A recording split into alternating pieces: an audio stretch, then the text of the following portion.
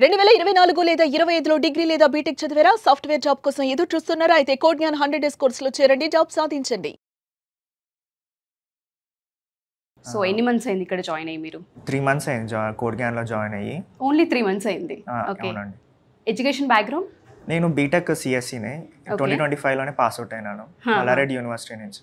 Okay. So ఇక్కడ ఏ course తీసుకున్నారు code జ్ఞాన్‌లో? Code జ్ఞాన్‌లో Java full stock తీసుకున్నానండి. ఇప్పుడు కోర్ జావా అయింది ప్రస్తుతానికి. ఓకే.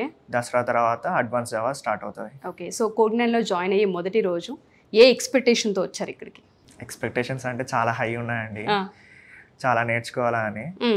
ఆ తర్వాత వీక్ బై వీక్ సార్ వాళ్ళు చెప్పడం అన్ని నోట్స్ చేసుకోవడం, మళ్ళీ వీక్ బై వీక్ ప్రతిరోజు అసైన్మెంట్స్ ప్రాక్టీస్ చేయడం, మళ్ళీ డైలీ ప్రాజెక్ట్స్ చేయడం, ఇవే ఎక్స్పెక్టేషన్స్ అలా జరిగిపోయింది. ఓకే. జాబ్ అంటూ ఏ గోల్తో జాయిన్ అయ్యారు? End of the day job కావాలని ఇక్కడ దాకా మనం వస్తాం. ఒక ట్రైనింగ్ ఇన్స్టిట్యూట్లో జాయిన్ అయిన తర్వాత end of the day goal అదే ఉంటుంది, పలానా కంపెనీలో జాబ్ క్రాక్ చేయాలి అని. సో అటువంటి గోల్తోనే వచ్చారా ఇక్కడ దాకా మీరు? జాబ్ ఇంకోటి నేర్చుకోవాలి, జావా ఫుల్గా నేర్చుకోవాలా అని. నాకు కొంచెం జావా వచ్చు, కాకపోతే back end spring boot, Hibernate ఇవన్నీ నేర్చుకోవాలంటే ఆన్లైన్లో కొంచెం కష్టం, ప్రాక్టికల్ నాలెడ్జ్ ఉండాలా, ఆఫ్లైన్లో నేర్చుకోవడం మెయిల్ అని చెప్పి కోడ్ జ్ఞాన్‌లో జాయిన్ అయినాను. మెయిన్ గ్రోత్ కోసం, ఆ తర్వాత కెరియర్ ఇట్లా జాబ్స్ అప్లై చేయాలా అని జాయిన్ అయినాను. గ్రోత్ కోసం అండ్ జాబ్స్ ఎలా అప్లై చేయాలి, ఆ కెరియర్ ప్లాన్ ఇక్కడ మీరు అనుకున్నట్టుగానే ఉందా మరి జాయిన్ అయిన తర్వాత? ఎక్స్పీరియన్స్ అలానే ఉందండి. అలాగే ఉంది. ఓకే. సో ప్యాకేజ్ ఎంత? నా package 4 lakhs per annum. Expect చేశారా ఇంత స్టార్టింగ్లోనే ఇలా ఉంటుంది అని ఎక్స్పెక్ట్ చేశారా? లేదండి. ఫస్ట్ మీకు జాబ్ ఆఫర్ వచ్చినప్పుడు మీ ఫీలింగ్ ఏంటి? హ్యాపీగా ఉందండి. ఇంట్లో వాళ్ళు ఎలా ఫీల్ అయ్యారు? చాలా హ్యాపీగా ఫీల్ అయినారు. అంటే 90 days అనేది చాలా తక్కువ టైం అండి. కొంతమంది ఇయర్స్ వెయిట్ చేస్తూ ఉంటుంటారు. సో 90 రోజుల్లో మనం ఒక జాబ్ దాకా వెళ్ళి మనకి జాబ్ వచ్చింది అనేది చిన్న విషయం కాదు. దానికి మీకు కోడ్ జ్ఞాన్ ఎలా హెల్ప్ అయింది? కోడ్ జ్ఞాన్‌లో మెయిన్ నేర్చుకుంది జావా అండి. సో జావాలో బాగా సుధీర్ సార్ బాగా డెప్త్లో చెప్పారు. ఆ ఇంటర్వ్యూకి వెళ్ళినప్పుడు సేల్స్ ఫోర్స్ అండి అది. సో సేల్స్ ఫోర్స్లో జావా కొంచెం బేస్డ్ ఉంటుంది. సో ఇక్కడ నేర్చుకుంది అక్కడ బాగా ఎక్కువ అడిగారు, బాగా డెప్త్లో. నేను ఇక్కడ బాగా డెప్త్లో నేర్చుకున్నాం కాబట్టి అక్కడ చాలా యూజ్ అయింది, జాబ్ క్రాక్ చేయగలను. సో ఒక ఇంటర్వ్యూని ఎలా అటెంప్ట్ చేయాలి, హెచ్ఆర్ని ఎలా ఫేస్ చేయాలన్న పాయింట్ దగ్గర నుంచి ట్రైనింగ్ ఉంటుందా మీకు? అలాగే నర్చర్ చేస్తారా స్టూడెంట్ని? అట్లే ఉంటుందండి. మాకు ఫస్ట్ 1 month అంతా సాఫ్ట్ స్కిల్స్ జరిగినాయి. సాఫ్ట్ స్కిల్స్ మ్యామ్ ఎలా ఇంటర్వ్యూలో ఫేస్ చేయాలా, ఎలా కూర్చోవాలా, మేనర్స్ ఏంటి, మనం ఎలా మాట్లాడాలా, డ్రెస్సింగ్ స్టైల్, స్పోకెన్ ఇంగ్లీష్ ఎలా ఉండాలా, అవన్నీ ట్రైన్ చేయించారు ఫస్ట్ 1 month వస్తానే. అవి చాలా హెల్ప్ అయినాయి ఇంటర్వ్యూ. ఒక స్కిల్ మాత్రమే కాదు, స్టూడెంట్కి బయటికి వెళ్ళిన తర్వాత ఎలా సస్టైన్ అవ్వాలన్న వాటిపైన కూడా కోడ్ జ్ఞాన్‌లో మీకు నేర్పించారు. సాటిస్ఫైడా? చాలా సాటిస్ఫైడ్.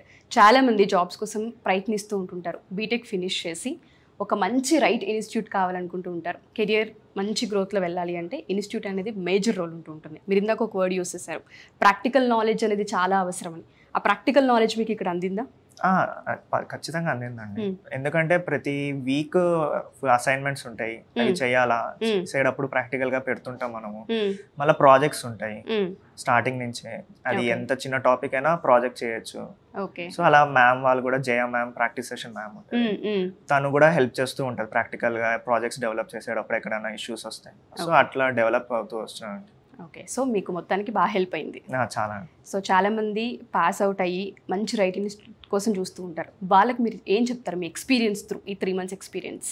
ఫస్ట్ జావా మీకు నచ్చిన లాంగ్వేజ్ ఏదైనా చూస్ చేసుకొని దాంట్లో బాగా ఫస్ట్ డెవలప్ అయ్యి, అంటే నేర్చుకొని బాగా, అప్పుడు ఇట్లా బయట అప్లై చేస్తే కొంచెం మన క్లారిటీ ఉంటుంది. ఊరికే టెన్షన్ పడడం, భయపడడం, మనకి ఫస్ట్ సబ్జెక్ట్ వచ్చినట్టు ఉంటుంది, అదో నమ్మకం, కాన్ఫిడెన్స్ ఉంటుంది. ఆ తర్వాత మనం అప్లై చేసుకోవచ్చు. Thank you and all the best. 90 daysలో జాబ్ క్రాక్ చేయడం అనేది చిన్న విషయం కాదు. ప్రాక్టికల్ నాలెడ్జ్ చాలా ఎక్కువగా ఉందని చెప్తున్నారు సుబ్బు గారు.